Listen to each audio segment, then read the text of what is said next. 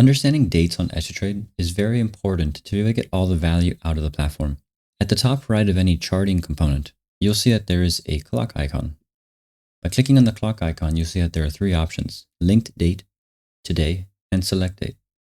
Linked date will make it so that if you click on any historical record in the platform, it'll load all the charts on that page to go back to that time. So the linked date option is selected by default. And let's go ahead and let's add a historical component by clicking on the add component on the top right, clicking the plus, go into history. Let's resize this just a touch. Now you notice that these are stats that are breaking down the past times that NXL has made certain moves. Now if we click on the records button, you'll note that this is going to bring back all the times in history where NXL met a certain criteria. Now the criteria are available inside the filters. That's for another video. You see that NXL has two dates, June 20th and March 28th. Now, note that on the charts, it says today in green at the top of the chart. If we click on 3/28, this will then change that date to go back to that time to seamlessly give users the ability to see historical charts and how it met certain criteria, what the charts look like, helping you make a trade plan, etc.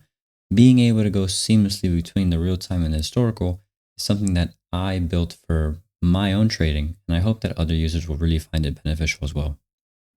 Now, of course, you can zoom out, see what the chart did, etc. Now, to go back to real time, you can do one of two things. You can either click on anything that is in real time, like a scanner, or you can click on the reset button. So let's do the first. Click on NXL in the scanner. This is then linked to 6/21, which is the latest available trading date. And you'll note that the charts went back to today. And let's click on 3/28 again. Now you'll note that on the top right of the charting component, there's this reset button. Now if you click on the reset button, that'll also change all the charts to go back to today. Another way to get to a historical chart includes the scanner component, where the scanner component also has a clock icon, and you can go ahead and load up a scan from a previous day. By clicking on the clock icon, June 18th, this will then load up what those parameters were on June 18th.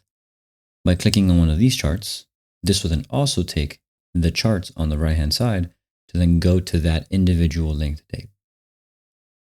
And of course, clicking on the clock icon, going back to today, gives you the ability to then force the charts to go back to today by clicking on something that is linked in real time.